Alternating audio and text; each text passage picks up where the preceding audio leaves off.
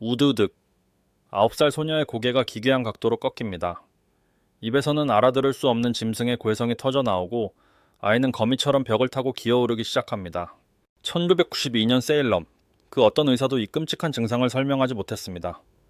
결국 공포에 질린 의사가 내뱉은 진단 하나가 마을을 끝장내버리고 맙니다. 이건 병이 아니다. 사탄이 찾아왔다. 그 말 한마디에 어제의 다정한 이웃은 반드시 죽여야 할 악마가 되었습니다. 증거는 필요 없었습니다. 미쳐 날뛰는 아이들의 손가락질 한 번이면 무고한 사람들이 줄줄이 교수대로 끌려갔으니까요. 단 1년 만에 60명이 학살당한 역사상 가장 미스터리한 집단 관기. 도대체 그해 겨울 평범했던 마을 사람들에게는 무슨 일이 벌어졌던 걸까요?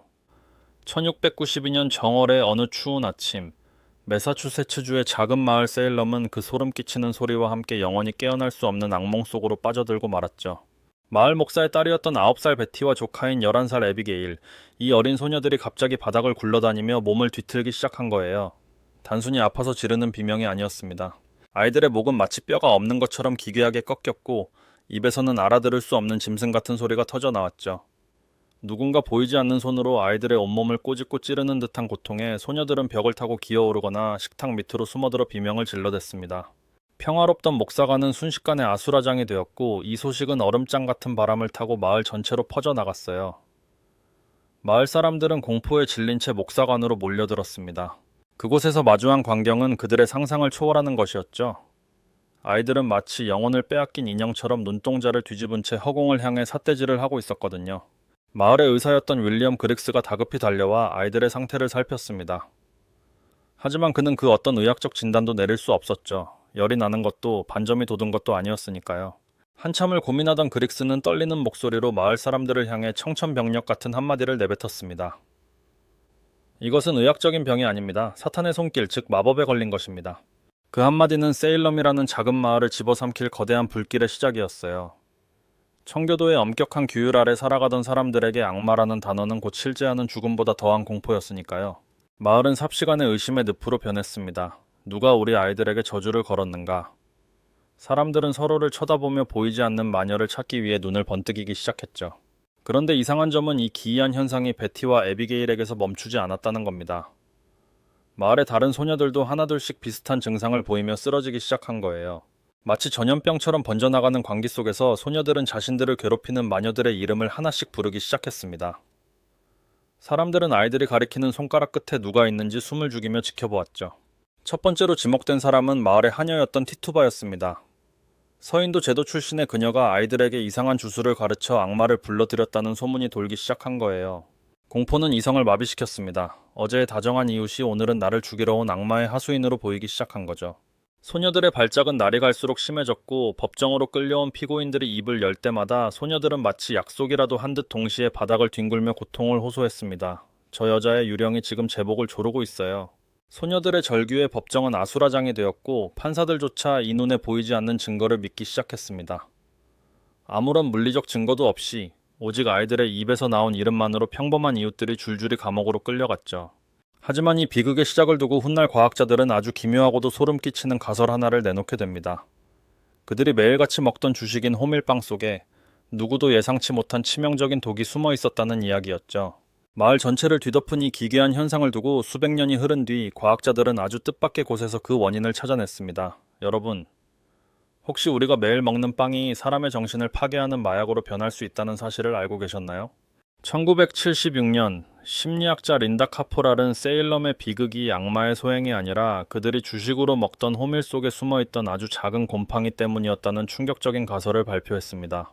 그 곰팡이의 이름은 바로 맥각이었죠. 맥각 곰팡이는 습하고 추운 겨울을 지나 따뜻하고 비가 많이 오는 봄이 찾아올 때 호밀 이삭에 번식하기 시작합니다. 그런데 소름 끼치게도 1691년과 1692년 사이에 세일럼이 딱 그런 날씨였어요. 이 곰팡이에는 에르고타민이라는 성분이 들어있는데 이것은 현대의 강력한 환각제인 LSD의 주성분과 아주 유사합니다. 만약 이 곰팡이에 오염된 호밀로 빵을 만들어 먹는다면 어떤 일이 벌어질까요? 상상조차 하기 힘든 끔찍한 일들이 몸속에서 일어나기 시작합니다. 피부가 타들어가는 듯한 통증이 느껴지고 근육이 멋대로 뒤틀리며 마치 몸 위로 수만 마리의 벌레가 기어다니는 것 같은 환각에 시달리게 되죠. 당시 세일럼의 소녀들이 보여준 증상과 소름 끼칠 정도로 일치합니다. 소녀들이 허공을 향해 소리를 지르고 존재하지 않는 유령을 보며 고통스러워했던 이유가 어쩌면 악마의 저주가 아니라 식탁 위에 오른 빵 한 조각 때문이었을지도 모른다는 거예요. 아이들은 실제로 고통을 느꼈고 실제로 무언가를 보았던 겁니다. 다만 그것이 영적인 존재가 아니라 곰팡이가 만들어낸 뇌의 장난이었을 뿐이죠. 더욱 기막힌 사실은 이 맥각 독소가 아이들이나 체구가 작은 여성들에게 훨씬 치명적이었다는 점입니다. 왜 유독 어린 소녀들이 먼저 발작을 일으켰는지에 대한 의문이 풀리는 대목이죠. 마을 사람들은 그것도 모른 채 아이들의 환각을 신의 계시나 악마의 증거로 믿어버렸습니다. 과학이 없던 시절 그들에게 환각은 곧 영적인 실제였으니까요. 하지만 여기서 한 가지 의문이 생깁니다. 만약 단순히 곰팡이 중독 때문이었다면 왜 소녀들은 자신들과 평소 사이가 좋지 않았던 사람들을 콕 집어서 마녀라고 지목했을까요? 빵 속에 독소가 불씨를 지폈을지는 모르지만 그 불길을 마을 전체로 확산시킨 건 사람들의 마음속에 숨어있던 추악한 욕망이었습니다. 곰팡이가 뇌를 자극했다 하더라도 누구를 죽음으로 몰아넣을지 결정한 건 결국 사람이었으니까요. 당시 세일럼은 겉으로는 평화로워 보였지만 그 속을 들여다보면 이웃 간의 증오와 질투가 썩은 물처럼 고여 있었습니다. 마을의 지도를 펼쳐놓고 보면 정말 소름 돋는 연결고리가 발견되거든요. 고발당한 사람들과 고발한 사람들의 거주지, 그리고 그들이 소유한 땅의 경계선을 따라가다 보면 이 마녀 사냥의 또 다른 추악한 진실의 모습을 드러냅니다. 지도를 펼쳐보면 정말 기이한 패턴이 하나 발견됩니다. 마치 누군가 정교하게 설계라도 한 것처럼 고발자와 피고발자의 위치가 극명하게 갈려 있거든요. 세일럼 빌리지의 서쪽, 척박한 땅에서 힘들게 농사를 지으며 살던 사람들과 동쪽, 번화한 세일럼 타운으로 이어지는 길목에서 불을 쌓아가던 사람들. 마녀로 지목되어 끌려간 이들은 대부분 그 길목에 좋은 땅을 가졌거나 상업으로 성공한 이들이었습니다. 평소 마음속에 켜켜이 쌓여있던 질투와 열등감이 마녀라는 이름의 거대한 구실을 만나 폭발해버린 것이죠. 여러분 한번 상상해보세요. 어제까지만 해도 다정하게 인사를 나누던 이웃이 우리 집 소가 병들어 죽자 나를 쳐다보며 비릿한 미소를 짓습니다. 그러고는 다음날 법정에 나가 내가 밤마다 검은 고양이로 변해 자신을 공격했다고 증언하죠. 1692년의 세일럼은 그런 곳이었습니다. 특히 마을의 권력자였던 토마스 퍼트남 가문은 이 소동을 자신들의 세력을 키우는 도구로 교묘하게 이용했습니다. 그들이 고발한 사람들의 명단을 보면 소름이 돋을 정도예요. 퍼트남 가문과 땅 소유권 문제로 다투었거나 그들의 권위에 도전했던 인물들이 약속이라도 한 듯 마녀의 굴레를 쓰고 죽어나갔으니까요. 이건 종교적인 심판이 아니라 신의 이름을 빌린 추악한 재산 싸움이었습니다. 당시 법에 따르면 마녀로 처형된 사람의 재산은 몰수될 수 있었거든요. 누군가를 죽이고 그 땅을 차지할 수 있는 가장 합법적이고 빠른 방법이 바로 마녀 사냥이었던 겁니다. 법정은 이미 이성을 잃은 상태였습니다. 저 사람이 나를 꼬집었다는 아이들의 비명 한마디면 수십 년간 일궈온 삶의 터전이 한순간에 무너져 내렸습니다. 하지만 단순히 돈과 땅 때문이라고만 하기엔 마을 전체를 감싸고 있던 공포의 무게가 너무나도 무거웠습니다. 사람들은 왜 그토록 쉽게 이 터무니없는 고발을 믿어버린 걸까요? 사실 세일럼 사람들을 미치게 만든 건 내부의 갈등뿐만이 아니었습니다. 마을 울타리 너머 어두운 숲속에서 들려오는 소름 끼치는 소리들이 그들의 영혼을 벼랑 끝으로 몰아넣고 있었죠. 밤마다 들려오는 날카로운 비명과 언제 날아올지 모르는 화살, 그리고 보이지 않는 곳에서 숨죽여 자신들을 지켜보는 적들의 존재가 그들을 극도의 패닉 상태로 밀어넣고 있었습니다. 마을을 에워싼 그 어둡고 깊은 숲, 여러분은 그곳에 무엇이 살고 있다고 생각하시나요? 당시 세일럼 사람들에게 그 숲은 단순한 나무 우거진 곳이 아니었습니다. 낮에도 빛이 들지 않는 그곳은 악마가 거처하며 언제든 자신들을 집어삼킬 기회를 노리는 사탄의 영토 그 자체였죠. 실제로 당시 세일럼은 문명의 끝자락, 즉 거친 개척지였습니다. 울타리 너머 어둠 속에서는 원주민들과의 잔혹한 전쟁이 끊이지 않았고 자고 일어나면 이웃 마을이 불에 타고 사람들이 처참하게 죽었다는 소식 들려오곤 했습니다. 1692년에 사람들은 매일 밤 문을 걸어 잠그며 기도했습니다. 제발 내일 아침 무사히 눈을 뜨게 해달라고요. 그런데 여기서 놀라운 공통점이 하나 발견됩니다. 마녀를 지목하며 발작을 일으켰던 소녀들 중 상당수가 바로 그 전쟁터에서 부모가 잔인하게 살해당하는 장면을 목격한 전쟁 고아들이었다는 사실입니다. 대표적인 고발자 중 한 명인 메르시 루이스는 어린 시절 원주민의 습격으로 가족이 몰살당하는 현장에서 홀로 살아남은 아이였죠. 그녀에게 숲에서 튀어나온 원주민은 곧 악마였고 그들이 휘두른 도끼는 사탄의 형벌이었습니다. 전쟁터에서 겪은 그 끔찍한 외상 후 스트레스, 즉 PTSD가 어린 영혼들을 잠식하고 있었던 거예요. 아이들에게 세상은 이미 지옥이었습니다. 언제 화살이 날아올지 모르는 공포, 눈앞에서 가족의 피가 낭자하던 기억들이 아이들의 무의식 속에 거대한 괴물을 만들어냈죠. 하지만 당시 사람들은 이 아이들의 발작을 심리적인 병으로 이해할 만큼 자애롭지 못했습니다.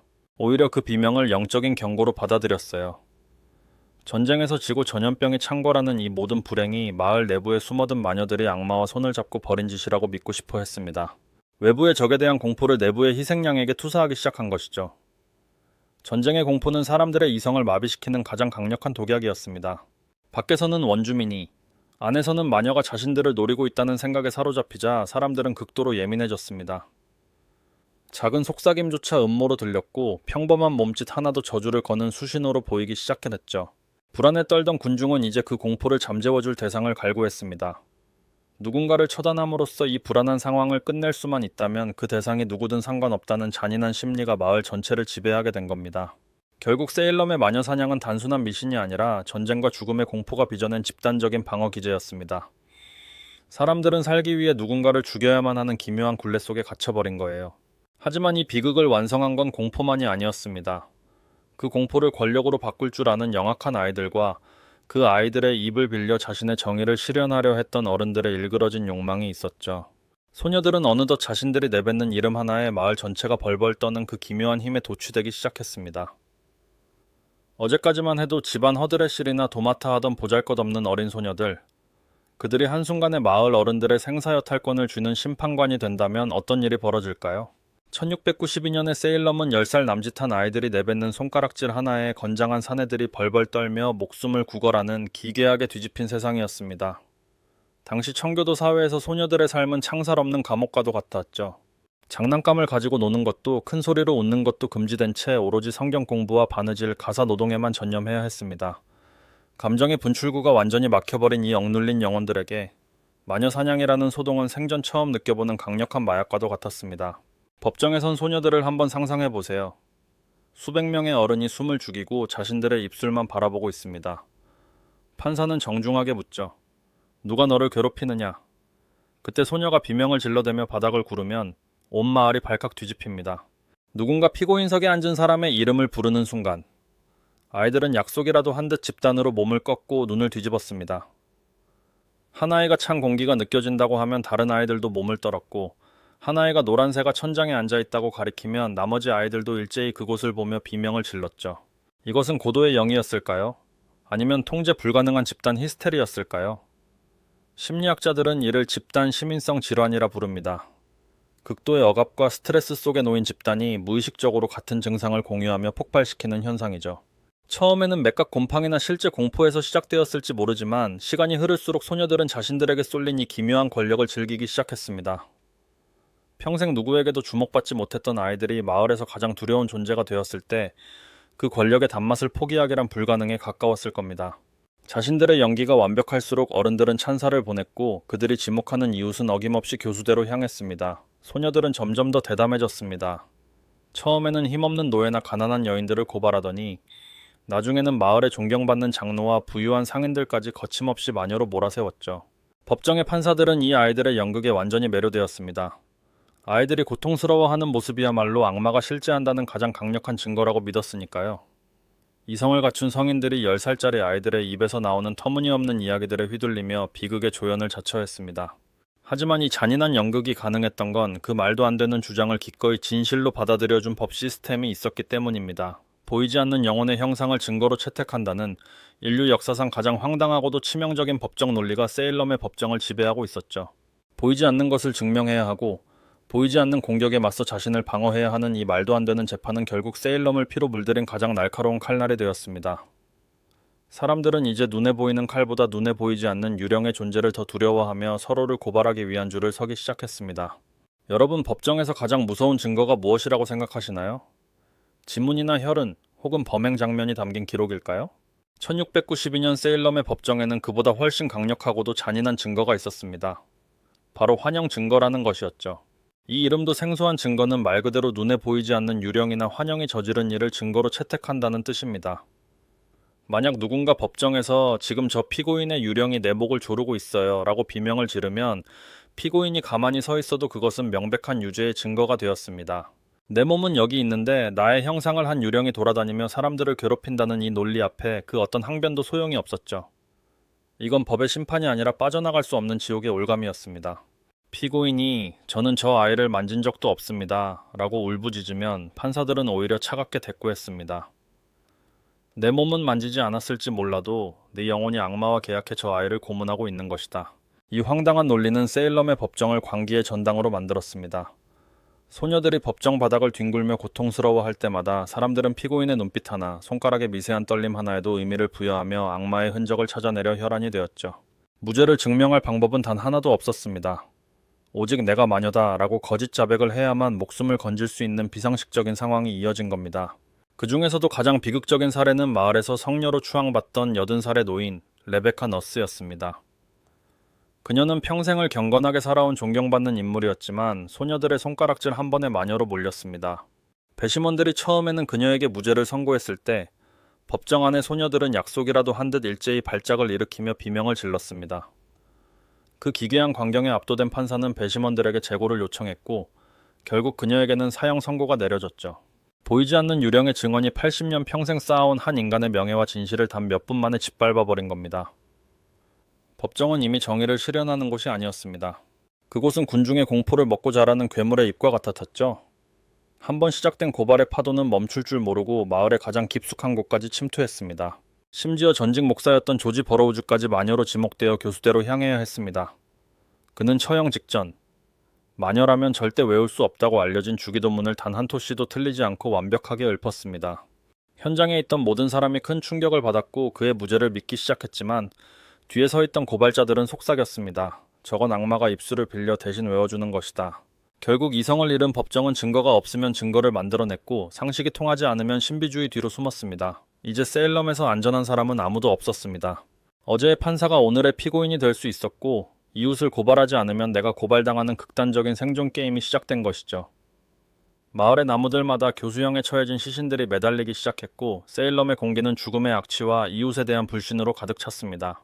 그리고 이 광기의 칼날은 마침내 마을의 가장 낮은 곳에서 가장 높은 곳, 그 누구도 건드릴 수 없을 것 같았던 권력의 심장부를 향해 번뜩이기 시작했습니다. 마을 어귀의 나무들마다 매달린 시신들이 차가운 바람에 흔들릴 때마다 세일럼의 밤은 소름 끼치는 침묵에 잠겼습니다. 1692년의 여름은 유독 길고도 잔인했죠. 교수형 집행이 반복되면서 마을 사람들은 이제 죽음의 냄새에 익숙해질 법도 했지만 그 공포는 오히려 날이 갈수록 더 깊고 날카롭게 파고들었습니다. 비명과 통곡이 일상이 되어버린 그곳에서 인류 역사상 가장 기괴하고도 고통스러운 처형이 벌어지게 됩니다. 그 비극의 주인공은 80살의 노인 자일스 콜이었습니다. 그는 이미 마녀로 몰려 처형된 아내의 뒤를 이어 법정에 섰죠. 하지만 그는 다른 이들과 달랐습니다. 유죄냐 무죄냐를 묻는 판사의 질문에 그는 입을 굳게 다물고 단 한마디도 하지 않았습니다. 당시 법에 따르면 피고인이 입을 열지 않으면 재판을 진행할 수 없었거든요. 그러자 법정은 그를 굴복시키기 위해 PM4르의 뒤르라는 끔찍한 고문을 결정합니다. 벌판에 눕혀진 노인의 몸 위에 커다란 판자를 올려두고 그 위에 무거운 돌덩이를 하나씩 쌓아 올리기 시작한 거예요. 뼈가 으스러지는 고통 속에서도 그는 비명조차 지르지 않았습니다. 이틀 동안 이어진 이 잔혹한 고문 속에서 그가 마지막으로 남긴 말은 나를 풀어달라는 애원도 무죄다 라는 주장도 아니었습니다. 그는 숨이 끊어지기 직전 집행관들을 응시하며 단 2마디를 내뱉었죠. 무게를 더하라, more weight. 자신의 죽음으로 이 광기 어린 재판의 부당함을 증명하려 했던 그의 마지막 저항은 세일럼의 대지에 깊고도 무거운 침묵을 남겼습니다. 하지만 죽음의 행진은 멈출 줄 몰랐습니다. 1692년 9월의 어느 날에만 무려 8명의 주민이 한꺼번에 교수대로 향했죠. 이제 고발은 무차별적으로 변했습니다. 처음에는 사회적 약자들을 향하던 칼날이 이제는 마을의 가장 존경받는 가문과 심지어 재판을 주도하던 사람들의 가족에게까지 겨누어지기 시작한 겁니다. 공포의 그물망이 너무나도 넓게 펼쳐진 나머지 이제는 누가 사냥꾼이고 누가 먹잇감인지조차 구분할 수 없는 지경에 이르렀죠. 그러던 중 이 광풍의 방향을 완전히 바꿔놓는 결정적인 사건이 발생합니다. 고발자 소녀들이 감히 건드려서는 안 될 사람의 이름을 입에 올린 것이죠. 바로 당시 매사추세츠주 주지사였던 윌리엄 핍스의 부인이 마녀라는 주장이었습니다. 권력의 최정점에 있는 인물까지 고발의 대상이 되자 비로소 사람들은 이 광기가 자신들의 목을 직접 조르고 있다는 사실을 뼈저리게 깨닫기 시작했습니다. 이성을 잃고 날뛰던 칼날이 마침내 권력이라는 거대한 벽에 부딪힌 순간이었죠. 주지사는 즉시 특별 법원을 해산시키고 더 이상 환영 증거를 인정하지 않겠다는 엄명을 내렸습니다. 보이지 않는 유령이 저지른 일을 증거로 삼지 않겠다고 선언하자 수백 건에 달하던 고발들은 신기루처럼 힘을 잃고 무너져 내렸습니다. 감옥에 갇혀 죽음만을 기다리던 수많은 이웃이 마침내 집으로 돌아올 수 있게 되었죠. 하지만 이미 너무 늦어버린 뒤였습니다. 이미 20명의 무고한 생명이 목숨을 잃었고 마을은 서로를 고발하고 죽음으로 몰아넣었던 기억으로 조각조각 찢겨 있었으니까요. 광기가 썰물처럼 빠져나간 자리에는 처참한 폐허만이 남았습니다. 이제 사람들은 서로의 눈을 똑바로 쳐다볼 수 없게 되었습니다. 어제의 고발자와 오늘의 생존자가 같은 거리를 걸어야 하는 이 기묘한 침묵 속에서 세일럼은 천천히 자신들이 저지른 죄의 무게를 곱씹기 시작했습니다. 그런데 말입니다. 이 모든 비극이 끝난 뒤 세월이 흘러 그토록 당당하게 악마를 보았다고 주장하던 소녀들이 다시 사람들 앞에 섰을 때 그들의 입에선 어떤 이야기가 흘러나왔을까요? 광풍이 휩쓸고 지나간 자리에 남은 건 차가운 비석과 깊은 후회, 그리고 찢겨나간 이웃들의 신뢰뿐이었습니다. 비명으로 가득 찼던 법정도, 시신들이 매달렸던 나무들도 이제는 소름 끼칠 정도의 정적 속에 잠겼죠. 하지만 살아남은 자들의 시간은 멈추지 않았습니다. 1706년 8월의 어느 무더운 일요일, 세일럼 빌리지의 교회에는 묘한 긴장감이 감돌았습니다. 한 젊은 여성이 떨리는 몸으로 사람들 앞에 섰거든요. 그녀의 이름은 엠퍼트남 주니어. 14년 전 수많은 사람을 죽음으로 몰아넣었던 발작과 고발의 주역이었던 그 소녀였습니다. 이제는 성인이 된 그녀가 내뱉은 첫마디는 온 마을을 충격에 빠뜨렸습니다. 제가 보았다고 한 것들은 모두 악마의 환상에 속은 것이었습니다. 저 때문에 무고한 피를 흘린 모든 분께 용서를 구합니다. 그녀는 자신이 보았던 유령과 악마들이 사실은 자신의 마음이 만들어낸 허상이었음을 고백했습니다. 하지만 그녀의 참회에도 불구하고 이미 흙으로 돌아간 이들은 대답이 없었죠. 그녀의 사과는 너무나 늦었고 죽은 자들의 명예를 되돌리기엔 세일럼의 무게가 너무나 무거웠습니다. 마을 사람들은 뒤늦게나마 자신들의 과오를 씻어내려 애썼습니다. 1697년 1월 14일 매사추세츠주는 공식적으로 금식과 기도의 날을 선포하고 세일럼의 비극에 대해 공적으로 참여했습니다. 당시 재판에 참여했던 배심원들도 자신들이 무지함과 공포에 눈이 멀어 잘못된 판결을 내렸노라며 서명한 사과문을 발표했죠. 억울하게 처형된 이들의 이름이 하나둘씩 복권되었고 몰수되었던 재산도 가족들에게 돌아갔습니다. 하지만 빼앗긴 목숨과 조각난 가문의 영예는 그 어떤 종이 조각으로도 온전히 보상받을 수 없었습니다. 오늘날 세일럼은 마녀의 도시라는 기묘한 별명을 가진 관광지가 되었습니다. 마을 곳곳에는 마녀 박물관이 세워지고 매년 10월이면 화려한 축제가 열리죠. 하지만 화려한 조명 뒤편 낡은 기록 보관소에 잠든 1692년의 기록들은 우리에게 여전히 서늘한 경고를 던지고 있습니다. 세일럼의 비극은 단순히 곰팡이 핀 빵이나 어린 소녀들의 장난으로 치부하기엔 너무나 거대한 인간의 본성을 비추고 있거든요. 누군가를 희생양으로 삼아 자신의 불안을 해소하려는 잔인한 본능, 군중 심리에 휩쓸려 이성을 내던져버리는 그 연약한 마음 말입니다. 여러분은 정말로 마녀 사냥이 수백 년 전의 옛날 이야기라고 생각하시나요? 이름만 바뀌었을 뿐 오늘날에도 우리는 보이지 않는 유령을 쫓고 있을지 모릅니다. 익명의 그늘에 숨어 누군가에게 비난의 화살을 퍼붓고 사실 확인도 되지 않은 이야기에 열광하며 한 사람의 인생을 사회적으로 매장시키는 일들. 현대판 마녀 사냥은 지금 이 순간에도 스마트폰 화면 너머에서 혹은 우리가 일상적으로 나누는 대화 속에서 끊임없이 반복되고 있습니다. 1692년 세일럼의 소녀들이 가리켰던 그 손가락이 어쩌면 지금 우리의 손가락일지도 모른다는 사실이 가장 소름 끼치는 대목이죠. 무엇이 진실이고 무엇이 광기인지 구분하기 힘든 혼돈의 시대, 우리는 세일럼의 그 어두운 숲을 기억해야 합니다. 공포가 이성을 집어삼킬 때, 질투가 정의의 가면을 쓸 때 얼마나 끔찍한 비극이 시작되는지를요.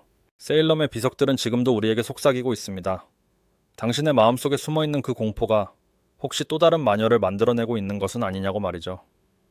이 비극의 역사는 끝난 것이 아니라 우리가 이성을 잃는 순간 언제든 다시 시작될 준비를 마친 채 우리 곁을 맴돌고 있습니다.